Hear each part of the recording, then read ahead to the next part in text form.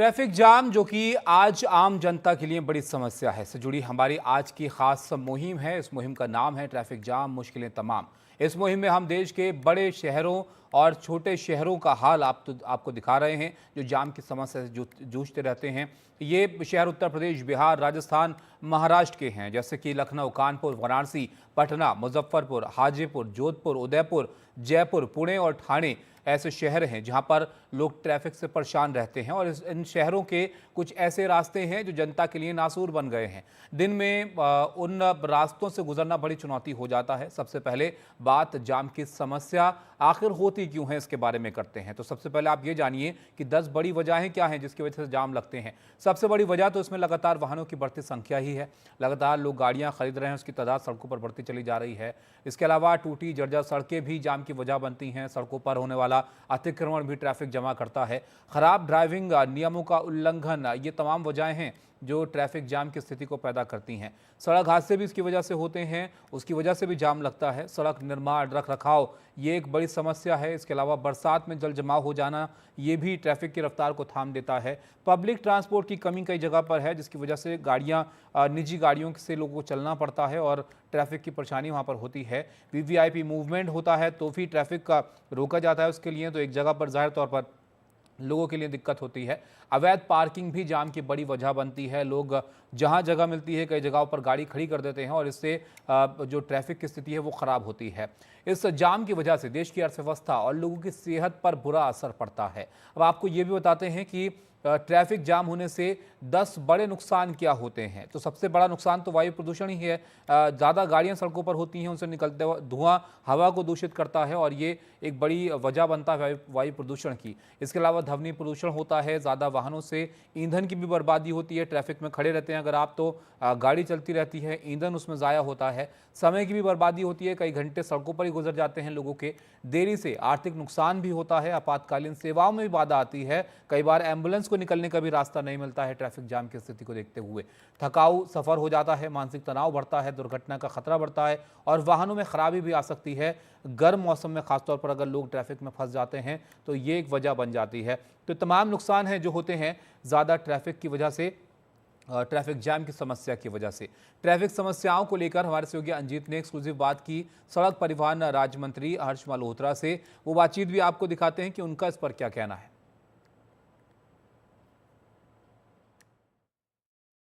इसी पर बातचीत करने के लिए सड़क परिवहन राज्य मंत्री हर्ष मल्होत्रा साहब जुड़ रहे हैं। एनडीटीवी पर बहुत बहुत शुक्रिया है हर्ष मल्होत्रा जी। पहला सवाल आपसे यही है कि शहरों में जाम एक बड़ा संकट है, क्या सरकार के पास कोई योजना है जो इस जाम से निजात पाने में मदद करे? देखिए, ये जो ट्रैफिक जाम है ये डिपेंड करता है उस सिटी पर, उस राज्य पर।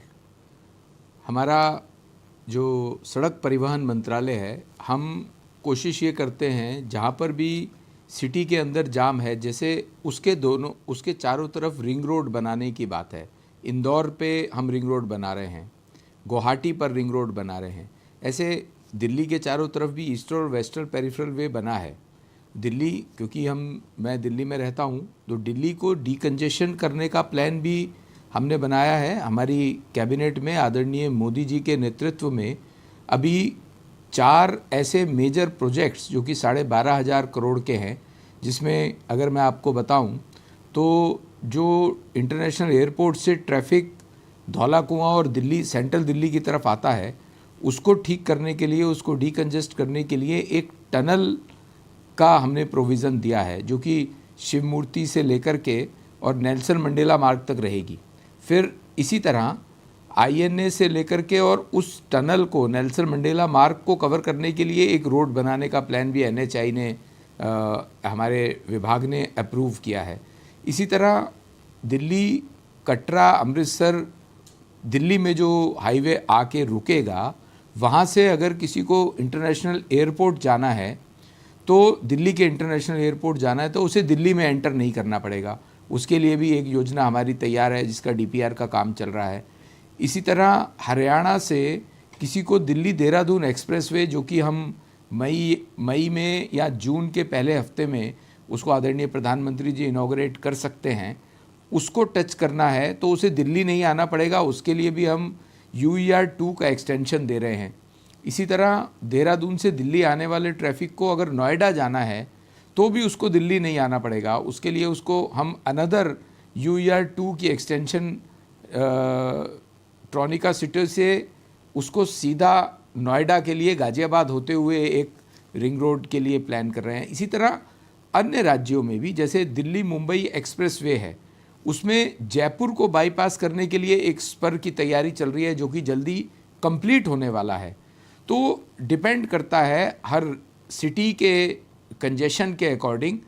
हमारा national highway authority of India या मॉर्थ हमारा जो विभाग है, हमारा जो मंत्रालय है, वो लगातार इन बातों की चिंता करता है और उस सिटी को डीकंजेस्ट करने के लिए विभिन्न प्लानिंग्स करता है और उसको इम्प्लीमेंटेशन कर रहा है।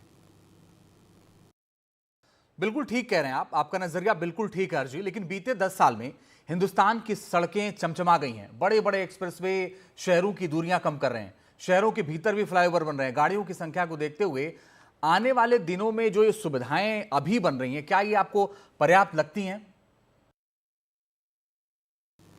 देखिए, ये फ्यूचर को ध्यान में रखते हुए ही सिटी को डीकंजेस्ट करने के लिए बनाई जा रही हैं। अब देश तरक्की करेगा, प्रधानमंत्री जी के नेतृत्व में अगर भारत विश्व का तीसरा बड़ी अर्थव्यवस्था बनने जा रहा है, पिछले 10 साल में 11वें पायदान से 5वीं बड़ी अर्थव्यवस्था बना है, तो लोगों की मनी पावर भी बढ़ रही है, पॉकेट भी उनकी बढ़ रही है, तो डेफिनेटली तरक्की होती है, तो आदमी समृद्ध होता है, गाड़ियाँ खरीदेगा। इन सब चीज़ों को प्लान करने के लिए ही हमने इस तरह की, और ये कम्युलेटिव इफ़ेक्ट है, कम्युलेटिव एफर्ट होगा। सिर्फ हमारा रोड ट्रांसपोर्ट का मंत्रालय काम करेगा उससे काम नहीं चलेगा, इसके साथ साथ उस स्टेट का इंटरनल जो PWD विभाग है वो भी डिफरेंट फ्लाईओवर्स को बनाना, डिफरेंट टनल्स को बनाना और ट्रैफिक मैनेजमेंट को स्मार्ट ट्रैफिक मैनेजमेंट करना, ये सारे काम लगातार चल रहे हैं। तो इन सब चीज़ों के कम्युलेटिव इफेक्ट से ही ये ट्रैफिक स्मूथ होगा और पॉल्यूशन भी कम होगा। तो ये बात आपकी बिल्कुल ठीक है, लेकिन सरकार हर क्षेत्र में एक नई तकनीक को बढ़ावा दे रही है। परिवहन के मामले में भी क्या किसी ऐसी तकनीक की योजना है सरकार के पास, कोई विजन है?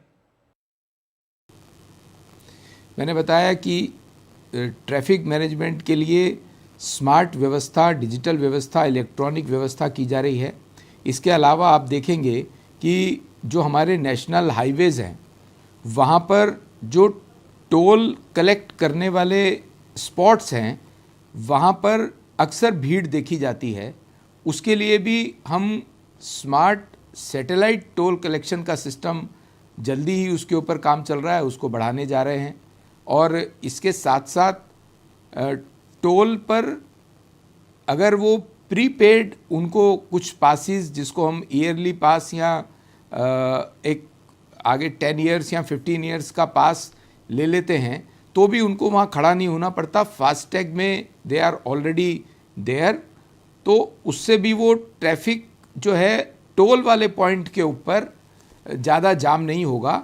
और जब हमारा सैटेलाइट टोल कलेक्शन का सिस्टम प्रारंभ होगा तो मैं मानता हूँ जो टोल बैरियर्स हैं वो भी ख़त्म होंगे, जिससे कि हम हाईवेज़ के ऊपर और ट्रैफिक को स्मूथ और कंजेशन फ्री कर पाएंगे। हर्ष मल्होत्रा जी, एक बात तो तय है कि ट्रैफिक बढ़ने का जो कारण है वो बढ़ती आबादी और शहरीकरण है, ये तो सबको पता है, लेकिन इसको बेहतर करने का प्लान आपके पास क्या है?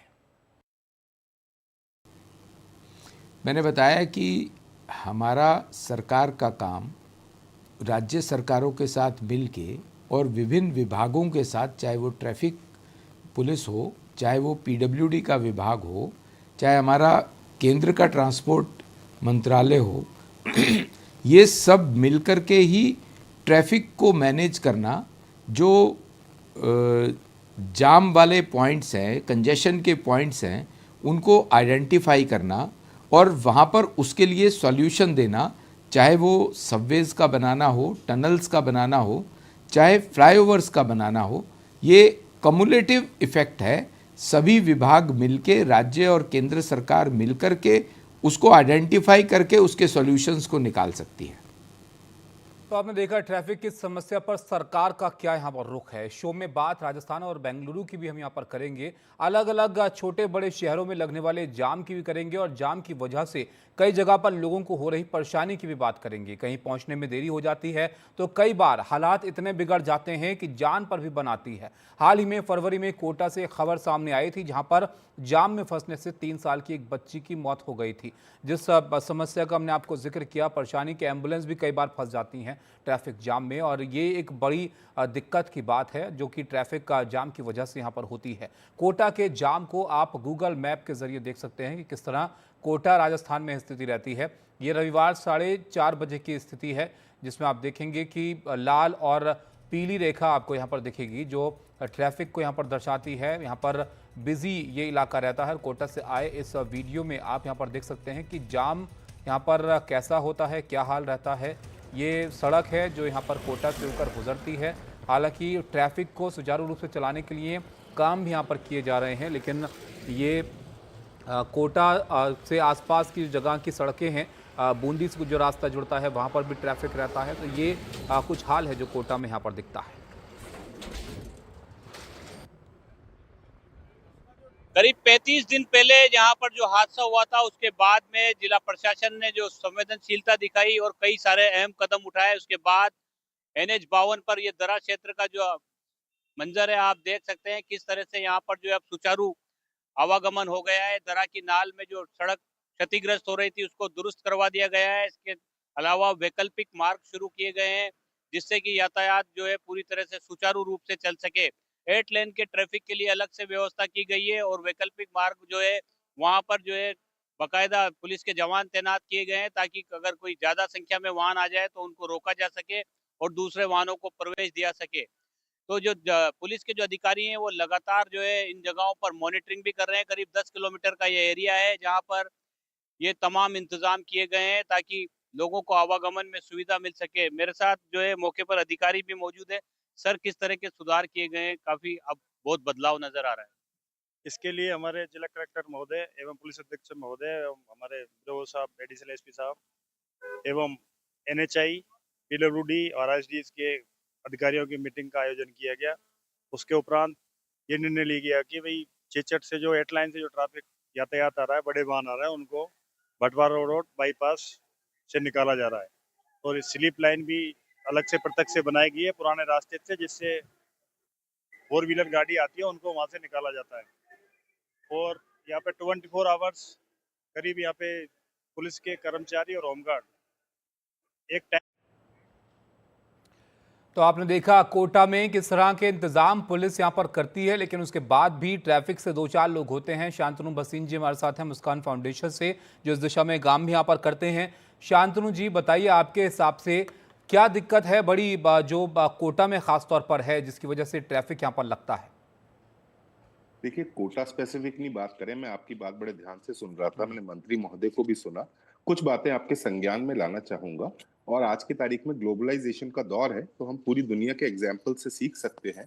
एक बात मैं आपको बताना चाहता हूं कि कहीं पे भी पब्लिक ट्रैफिक जैम का निदान जो है वो नई रोडें बनाने से नहीं हुआ है, जिस पे बहुत ज्यादा स्ट्रेस दिया जाता है।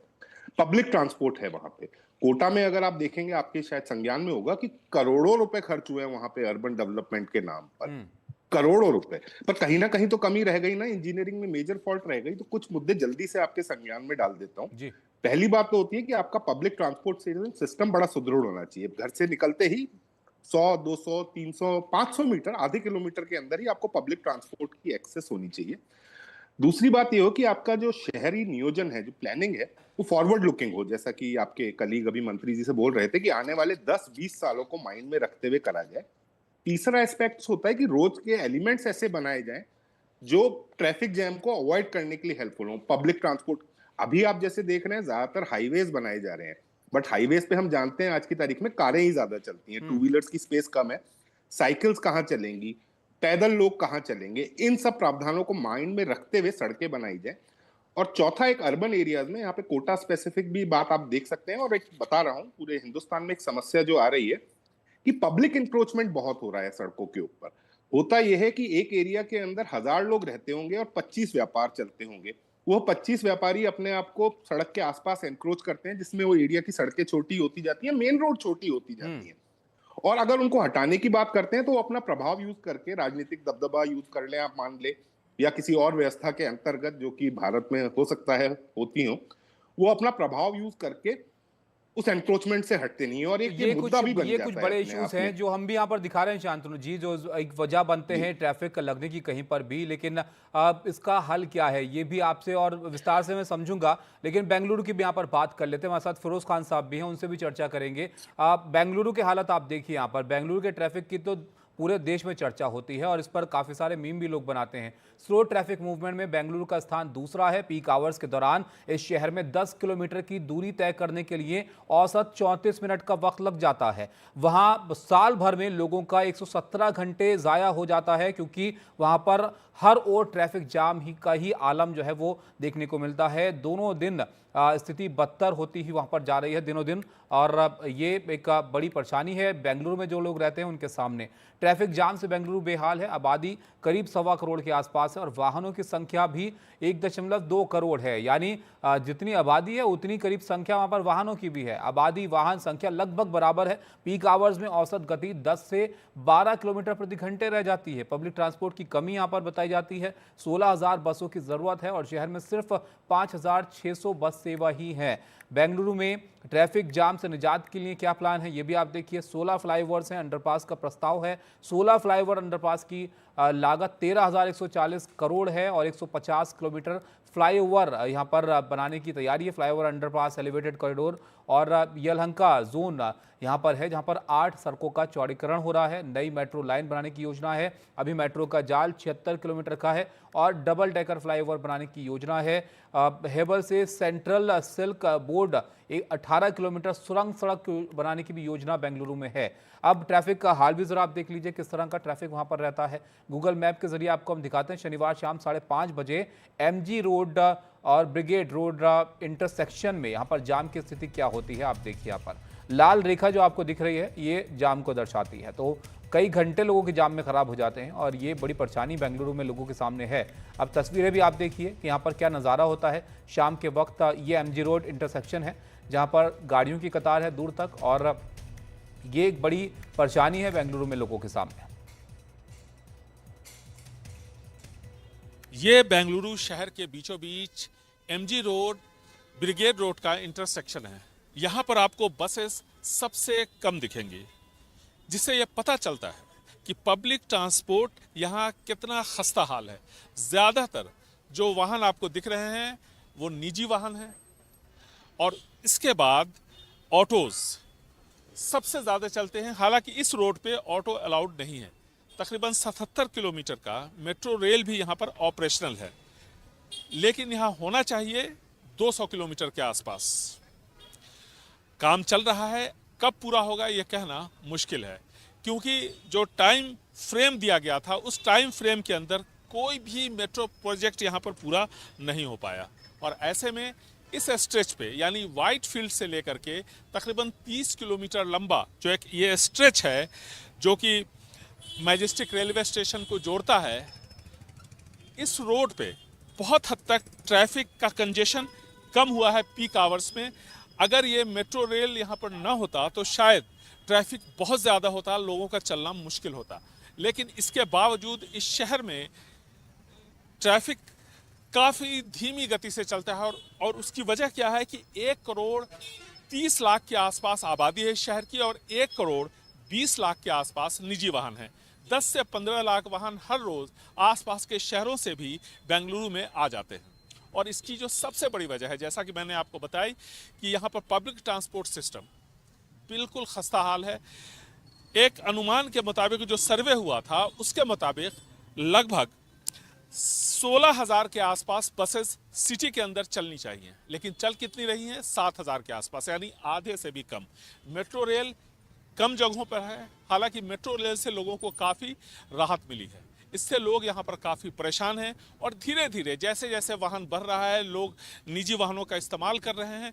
इसकी वजह से यहाँ पर प्रदूषण का स्तर भी बढ़ता जा रहा है। कई सारे फ्लाईओवर्स बन रहे हैं, कई सारे फ्लाईओवर्स बनाए जाने हैं, लेकिन इन सब के साथ साथ विशेषज्ञों का ये मानना है कि अगर इस शहर के ट्रैफिक को सुधारना है तो सबसे ज़्यादा ज़रूरी है पब्लिक ट्रांसपोर्ट सिस्टम को मजबूत करना। जब तक पब्लिक ट्रांसपोर्ट सिस्टम मजबूत नहीं होगा तब तक इस शहर के लोगों को राहत मिलने वाली नहीं है। बेंगलुरु से कैमरामैन कुमार के साथ निहाल किदवई, एनडीटीवी इंडिया। तो आपने देखा बेंगलुरु का हाल, हमारे सहयोगी निहाल बता रहे थे। फिरोज खान साहब हमारे साथ हैं, डिप्टी चीफ ट्रैफिक वार्डन है बेंगलुरु सिटी पुलिस के। फिरोज खान साहब, बेंगलुरु में स्टार्टअप इतने हैं और उसकी मदद से लोग ट्रैफिक में खाना भी मंगा लेते हैं और लोग इस बात का मजाक भी बनाते हैं कि वहाँ पर गाड़ी से ज़्यादा तो पैदल आप पहुँच जाएंगे जल्दी वक्त में। क्यों ऐसी स्थिति है बेंगलुरु में? बेशक बेंगलुरु की स्थिति बनाने वाले जो है, आपने अभी बताया, आपके ही सवाल में था कि कार में आप खाना मंगवा लेते हैं। जब आपको जाना है ए पॉइंट से बी पॉइंट, जैसा कि बताया था एमजी रोड को सबको आना है सैटरडे इवनिंग, तो पब्लिक ट्रांसपोर्ट का, मेट्रो का क्यों नहीं इस्तेमाल करते?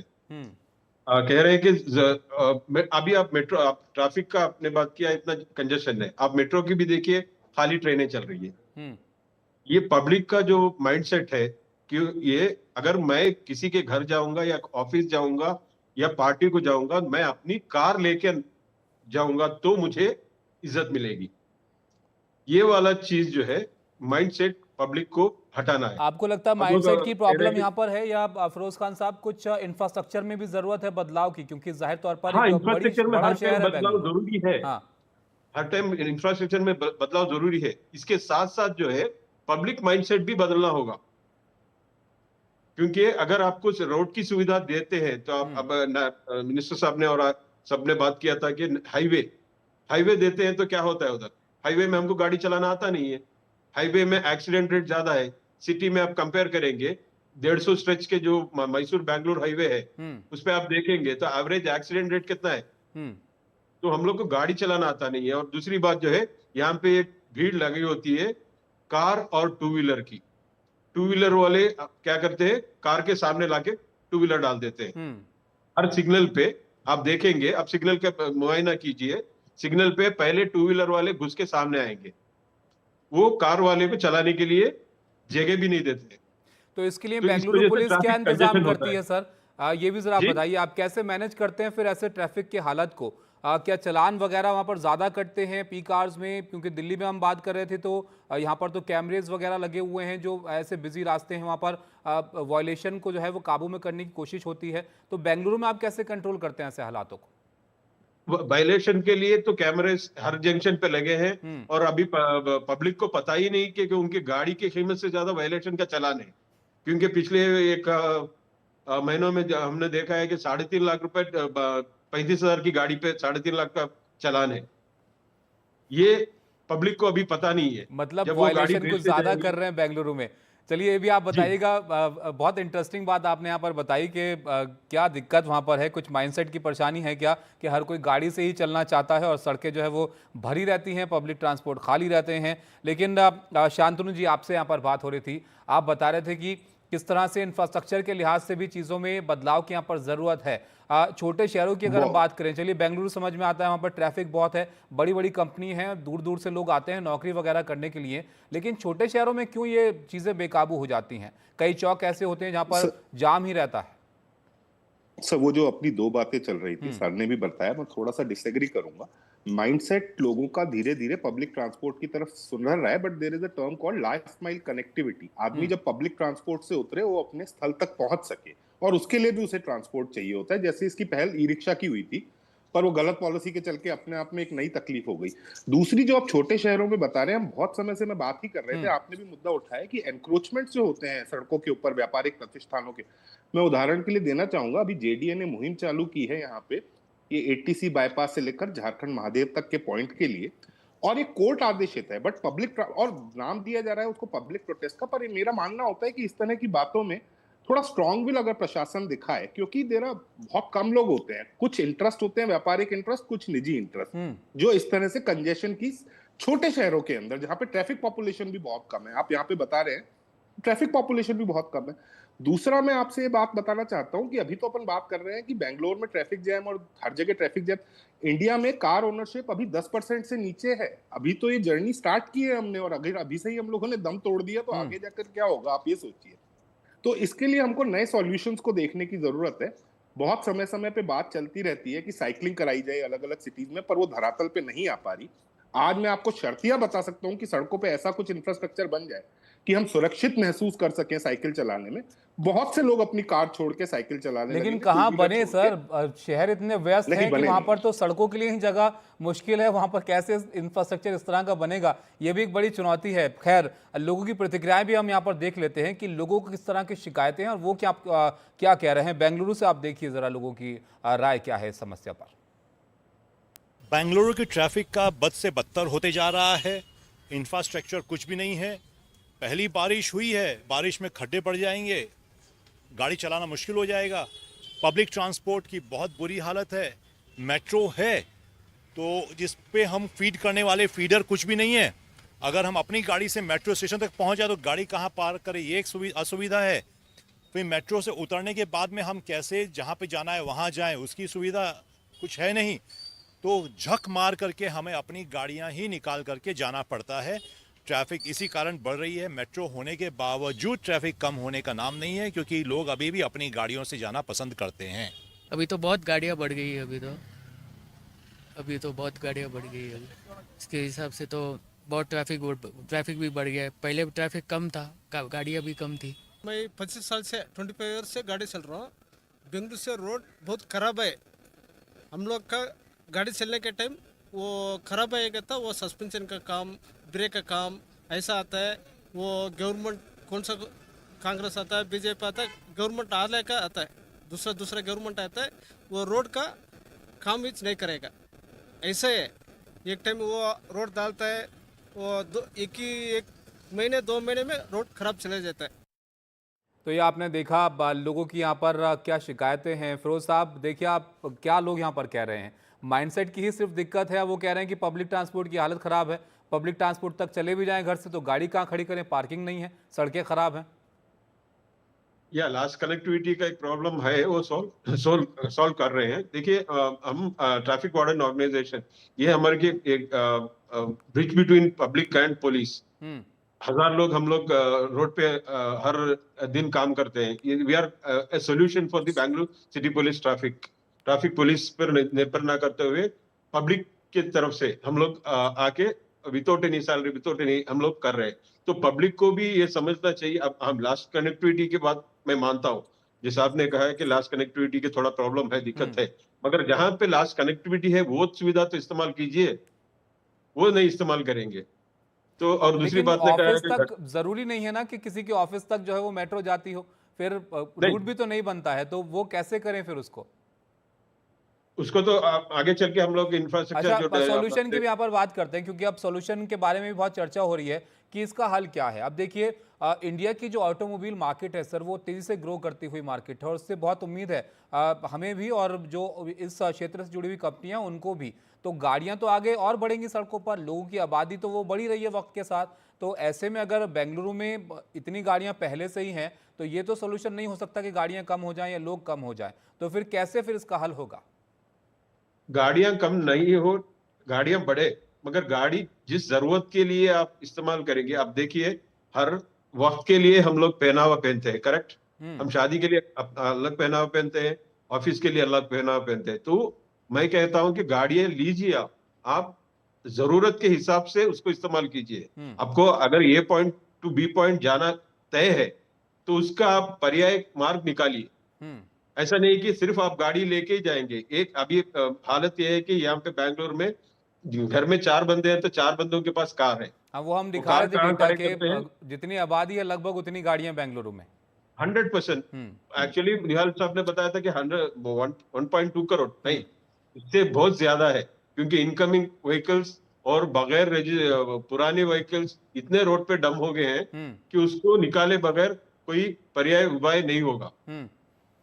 ठीक है, तो ये एक बड़ी दिक्कत यहाँ पर है। लेकिन अब जो लोग जाते हैं, ये तो मैंने पर्सनल एक्सपीरियंस वहाँ पर देखा है कि भाई आपको बहुत देख के चलना पड़ता है, क्योंकि आपको वक्त चाहिए सड़क के रास्ते अगर आपको कहीं जाना है बेंगलुरु में तो। लेकिन यहाँ पर मैं आपके पास वापस आऊँगा शांतनु जी, तो फिर क्या हाल आपको लगता है यहाँ पर इस समस्या का, जिससे ये ट्रैफिक की जो दिक्कत है उससे निजात मिल पाए? आपको लगता है कि जो ट्रैफिक नियम है उसका वॉयलेशन भी कई जगह पर ज़्यादा होता है, खासतौर पर छोटी जगहों पर लोग ट्रैफिक लाइट्स या फिर जो रूल्स हैं उनको उस तरह से पालन नहीं करते हैं जितना उनको करना चाहिए? जी, ओपरा विन्फ्रे एक अमेरिका की फेमस टीवी पर्सनैलिटी हैं। उन्होंने इंडिया में आके एक बार रिमार्क किया था जयपुर में देख के कि यहाँ पे लगता है रेड लाइट्स एंटरटेनमेंट के लिए हैं कि वो चमकने का काम करती हैं, ट्रैफिक तो जैसे है वैसे चलता ही रहता है। तो ये एक समस्या है, but this is more of a symptom. अपन लोग जो भी डिस्कस कर रहे हैं वहां पे वो सिम्टम्स डिस्कस कर रहे हैं। रियल कॉज जो है वापस से चलते हैं, अगर अपन देखने लगे कहाँ से सॉल्यूशंस निकल सकते हैं। मैंने पिछली बार बोली थी और आपने सही बात उठाई थी कि साइकिल चलाए तो चलाए कैसे, इंफ्रास्ट्रक्चर है क्या? चलिए जो पुराना हो गया उसे भूल जाइए, जो नया इंफ्रास्ट्रक्चर बना रहे हैं वहां पे तो बनाइए। That's where engineering comes in कि आप। लेकिन शांतनु जी, क्या ये सॉल्यूशन है? इससे पहले हम बात कर रहे थे, एक और खास मेहमान हमारे साथ जुड़े हुए थे, उन्होंने कहा कि एक फ्लाईओवर अगर आप बनाते हैं तो वो उस पॉइंट का ट्रैफिक हटा के किसी और पॉइंट पर ट्रैफिक लगा देता है। वो कोई सॉल्यूशन नहीं है, वो जहां उतरेगा, जहां पर ट्रैफिक इकट्ठा होगा वहां जमा हो जाएगा। जी बिल्कुल, आप सही बोल रहे हैं। मैं तो शुरू से ही बोल रहा था कि नई सड़कें बनाना थ्रू आउट द वर्ल्ड कभी ट्रैफिक नहीं हुआ है, उसका सॉल्यूशन तो पब्लिक ट्रांसपोर्ट में है। बट आपको एक और बात रियलाइज करनी होगी कि इंडिया में हमेशा मल्टीपल ट्रांसपोर्ट चलता है। देयर इज बहुत, ऐसा नहीं है कि सिर्फ कार्स की पॉपुलेशन है, टू व्हीलर्स वाले भी 60% owners are two wheelers India के अंदर। और फिर उसके बाद जो बाकी लोग हैं, पेडेस्ट्रियन लोग हैं, आज की तारीख में बेंगलोर में या हमारे शहर के अंदर, बेंगलोर के बारे में तो मैं बोल नहीं सकता, आप सड़कों पर चलकर 1.5-2 किलोमीटर का डिस्टेंस ट्रेवल करना चाहें, क्या आप अपने घर के 12-15 साल के बच्चे को अलाउ करेंगे दिल्ली में या जयपुर में या बेंगलोर में कि आप घर से 1.5 किलोमीटर पैदल जाके कहीं से, जो 1.5 किलोमीटर चलना हम लोगों ने सबने बचपन में किया हुआ है, पर वो वाली हैबिट्स ही हमारी छूटती जा रही है क्योंकि इंफ्रास्ट्रक्चर में वो पैदल चलने वालों के लिए प्रोविजन नहीं बचा है, साइकिल चलाने वालों के लिए प्रोविजन नहीं बना है। आप रोड सिर्फ और सिर्फ बन रही है आपकी कारें और टू व्हीलर्स के लिए। दूसरी जो अपन बात कर रहे थे कि फ्यूचर को चलो अगर अपन देखते जाते हैं, एनफोर्समेंट वाला जो पॉइंट उठाया था, अब तो एनफोर्समेंट बड़ा आसान हो चुका है, आर्टिफिशियल इंटेलिजेंस आ चुकी है। खान साहब ने जो बताया था वो वाली प्रॉब्लम हो रही है कि एनफोर्समेंट को लागू कैसे करा जाए, फाइन कलेक्शन कैसे करा जाए, बट उसके भी उपाय बड़े आसान है। तो एनफोर्समेंट वाला part at least in certain urban areas बड़े आराम से सॉल्व हो सकता है, यूज ऑफ टेक्नोलॉजी। और टेक्नोलॉजी तो बायस्ड भी नहीं हो सकती है, टेक्नोलॉजी किसी का साइड भी नहीं ले सकती है, जो भी है वो गलत है और वो आपके सामने आ सकता है। तो वो वाली हमारे सामने सवाल ये है कि सरकार कितनी जल्दी इसको अडॉप्ट करती जाती है, स्पीड ऑफ एग्जीक्यूशन। इंडिया को अगर टोक्यो, जर्मनी, अमेरिका से तैयार होना है, एक डेस्टिनेशन बनना है, आज की तारीख में आप मानेंगे बहुत से लोग जॉब लेना इसलिए बंद कर देते हैं क्योंकि वो बेंगलोर में रह नहीं पाते, बॉम्बे में रह नहीं पाते। तो यानी कहीं ना कहीं ये सिटीज अपना जो एज था, इकोनॉमिक एज था, वो धीरे धीरे लूज करती जाएंगी। So we have to remember this कि आज की तारीख में किसी जगह को आपको इकोनॉमिक कैपिटल बनाना है, वहां पे लिवेबिलिटी बढ़ानी पड़ती है, और लिवेबिलिटी में एक मेजर फैक्टर डायरेक्टली या इनडायरेक्टली ट्रैफिक कंडीशंस हो चुका है। So this has to overall, this idea has to come into overall planning of urban cities, urban areas, highways, जिसको हम आज की तारीख में कर रहे हैं। सरकार तो यही कर सकती है स्टेज में। बिल्कुल। Second part would be perception of people, public participation. जैसा अपन बात कर रहे थे कि एनक्रोचमेंट हरे तो पब्लिक उसके खिलाफ नहीं जाए।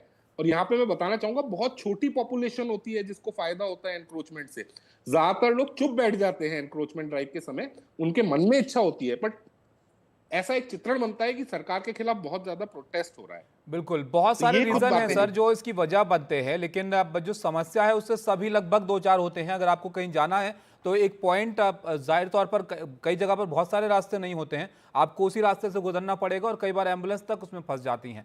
लेकिन फिरोज खान साहब, वापस मैं बेंगलुरु की दिक्कत पे आऊँगा, क्योंकि बड़े शहरों की अगर आप बात करें तो वहाँ पर बेंगलुरु की परेशानियाँ कुछ अलग हैं। यहाँ पर जाहिर तौर पर गाड़ियाँ सड़कों पर बहुत ज़्यादा हैं और यहाँ पर वक्त ज़ाया हो जाता है। लेकिन जैसे कि पब्लिक ट्रांसपोर्ट की भी बात हो रही थी, आपको बेंगलुरु के लिहाज से क्या ऐसा लगता है जो तत्काल रूप से किया जाए जिससे ये जो परेशानी है वो थोड़ी सॉल्व हो? क्योंकि पब्लिक ट्रांसपोर्ट के लिए भी लोगों की अपनी शिकायतें हैं कि भाई उपलब्ध कहाँ है इतना पब्लिक ट्रांसपोर्ट, इतनी बड़ी आबादी एक जगह से दूसरी जगह जाए और हर कोई इसका इस्तेमाल करे।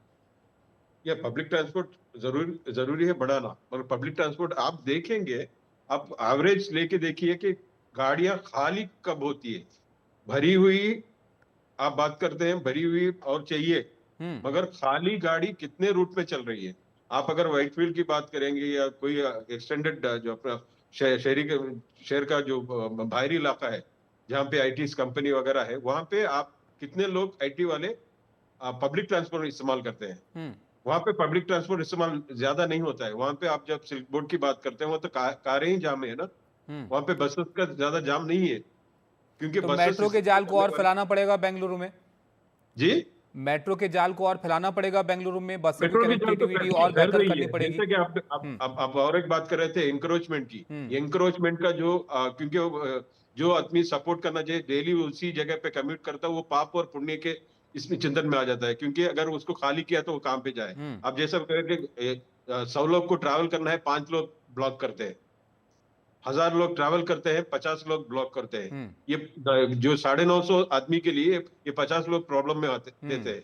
मगर वहां पे क्या होता है कि पब्लिक बोलती है अरे जी। पाप और पुण्य के पीछे आ जाते हैं, जी क्योंकि अगर उसको हम घर भेज देंगे तो वो काम पे जाएगा, बिल्कुल। वो रोजी अपनी ढूंढ लेगा। मगर वो 50 के लिए ये जो 950 आदमी जो वहां पे ट्रैवल करता है उस रूट पे, वो 1 घंटे में उसके लिए प्रॉब्लम खड़ी करते हैं। जाहिर तौर पर तो प्रॉब्लम सबके लिए खड़ी होती है अगर सड़कें यहाँ पर बाधित होती हैं और जो ट्रैफिक है वो कहीं पर भी लगता है। बहुत शुक्रिया आप दोनों का हमारे साथ जुड़ने के लिए। फिरोज जी, शांतनु जी, आपका इस चर्चा में शामिल होने के लिए। तो ट्रैफिक के इस दिक्कत को लेकर हमारी ये मुहिम लगातार जारी है, इसमें आप भी अपनी राय हमें ज़रूर पहुँचाइएगा।